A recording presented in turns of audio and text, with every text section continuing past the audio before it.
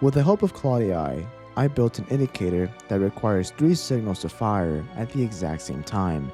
And after running it through every single major market and every market condition going back years, the results were so consistent that I thought TradingView had a bug.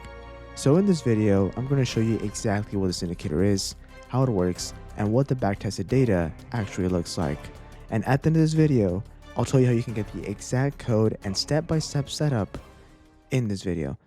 As you can see on my screen, we have the Bitcoin daily chart, and visually, you're looking at the fast EMA, which is the blue line you can see on the chart. And then we have the overall longer term EMA, which is this orange line. And on the right hand side, we have the code, which allows us to really input and change our data and allows us for even faster and more accurate signals. Once I'll show you guys how to customize this even more depending on the type of trader you are, whether you're a day trader, a swing trader, or longer term investor. So we'll take the code off and I'll quickly explain what this indicator does. So pretty much when the fast EMA is above the slow EMA, so when the blue crosses above the 200, exactly when we had here, if I zoom in, this gives us a buying signal and it fills green. What this means is that we are in an uptrend, and when the fast drops below the longer term, so for example, here we see a red signal and we had a sell condition right here back then when crypto was at $91,000 and tanked all the way towards 59,000. So this indicator helped us predict before time the major sell-offs in Bitcoin. And even if we zoom even more back, it gave us another reason to sell back then in 2025 before this extensive downside from 110 all the way towards here of $80,000. So it really helped us, this fill, really see the state of the current market and where the overall demand and supply zones were for Bitcoin. Now, many of you guys may be asking the same question, whether does the indicator work, right? Or is this just another YouTube indicator? And that is a fair question. So let me just show you the data. So starting with Bitcoin daily chart, let me walk you through the stats here. So assuming now our backtest of September 2025 price action, we simply allow the indicator, it signaled a sell condition, right? But we have to wait until we see an extensive red condition here overlay, allowing us to see the overall trend. So we had the spike. This might be a fake breakout, exactly. So we let the indicator give us the red signal. And then once that happens where the lower EMA crosses here exactly there, this is going to be our selling condition. Now we would initiate a sell condition exactly here. So we would sell, let's say 10 units of Bitcoin or whatever the market cap or whatever you have. And then we would have a decisive place to have a stop loss either at this high or at the prior high like that, right? And our target should be towards key areas of support, right? So this would be a first price target, or even we can even go down lower here, right? But first of all, we want to assume the key areas of support, and you can easily identify these on the longer term timeframes, right? Which is something that I really like to do. Now, letting this play out through the indicator and we let it play, we see that the trend simply shifted towards a very bearish stance. We rejected from the EMA, the longer term EMA, and we have the 20 and the 50 declining heavily. So we're well within the money. And remember that our selling condition or our entry happened around here, October 2025. And in November, we are well in the money, right? With the average price of Bitcoin being currently at around $103,000 here on the backtest. Now letting it run, we simply allow it, and then our target is filled, right? So that was a condition to go, buy the stock or buy Bitcoin back, and possibly it'll probably go even deeper towards $92,000, right? So I'll mark that as an area of support here, and we'll let that run. And this is where it just keeps going down, down, down, down. So, and we see that the indicator is being met with heavy selling pressure, and it's telling us that the trend is towards the downside, so we shouldn't be able to buy, right? Now, let's do the same thing with the SPY.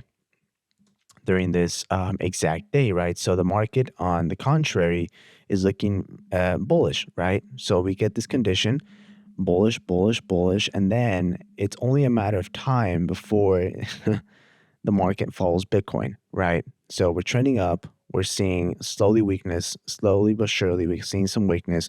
We start to see a double top, right? We don't see the price action extend further. And what this was prompt us to do is simply kind of let us see the warning sign, right? So from there, this indication right here would trigger the selling in the stock. Let's do around, sample 1,200 shares, target the lows or support levels, and have a decisive stop at that high.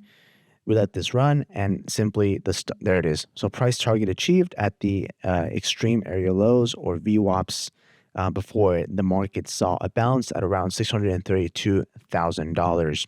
Now I want to give you the mechanics, because understanding why this works is what lets you trust it when you're actually trading with it. So there are 3 layers within this overall algorithm that Claude built. First of all, we have the EMA Crossover, allowing us for full trend detection.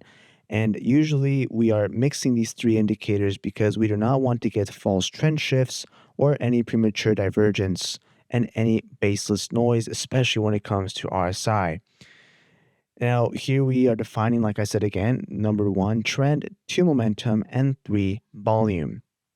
So once we have the first institutional shift, with the fast EMA being the 20 and the slow EMA being the 50, we see the logic being that since the EMA reacts instantly to the present price action, the slow EMA maps the historical trend. And when the fast crosses the slow, institutional capital has shifted its directional bias. And this establishes an absolute baseline for a trade.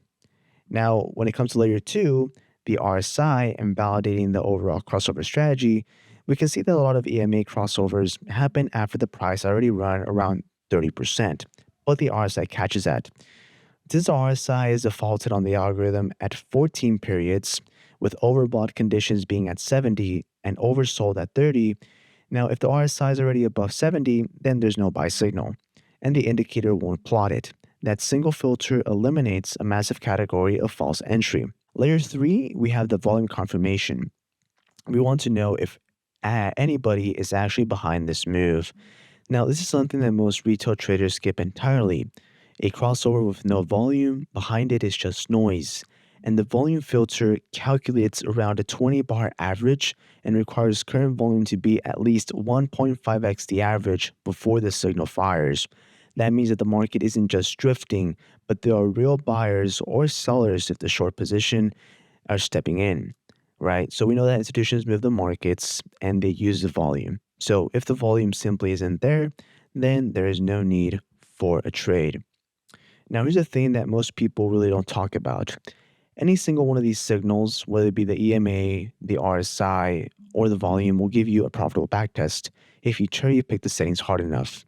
Now, the problem with over-curve fitting is that most indicators break when applied to new markets because they are heavily curve fitted to the historical anomalies of that specific market.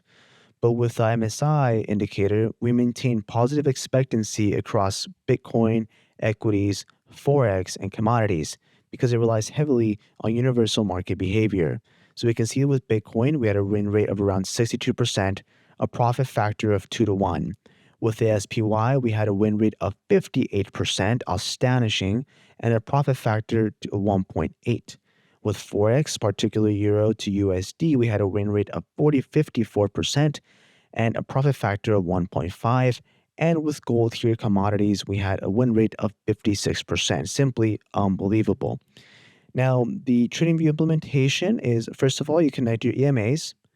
Second, you bind the momentum, and they require the volume. Now, to really optimize this for all of my traders out there is going to be the most important slide of this video. And I remember you guys have access to these slides fully on the Patreon, but the main core and logic never really changes. You simply are adjusting the sensitivity of the inputs and the volatility to the time frame of your specific market. So if you're a scalper between 5 to 15 minutes, we recommend you set the fast EMA to the 9 and the slow to the 21, with the volume setting coming in at 1.3x, which allows you to lower the volume filter to prevent any blocking of actual valid low time frame setups. If you are a swing trader, if you trade between the 4-hour and the daily chart, we recommend EMAs to be the 20 and the 50. And this will be across all the other markets as well, crypto and Forex. But in this case, you will use around 1.5x the volume, and this captures the primary meat of the multi-day institutional trends.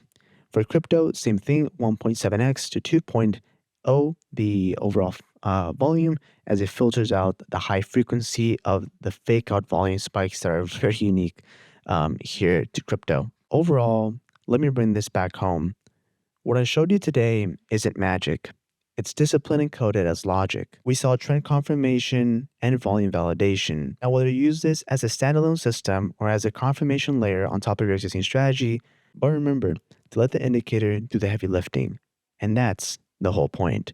So if you guys enjoyed this video, feel free to subscribe to the channel, give this video a like, and remember, don't let the markets whip you guys out. I'll see you guys in the next video.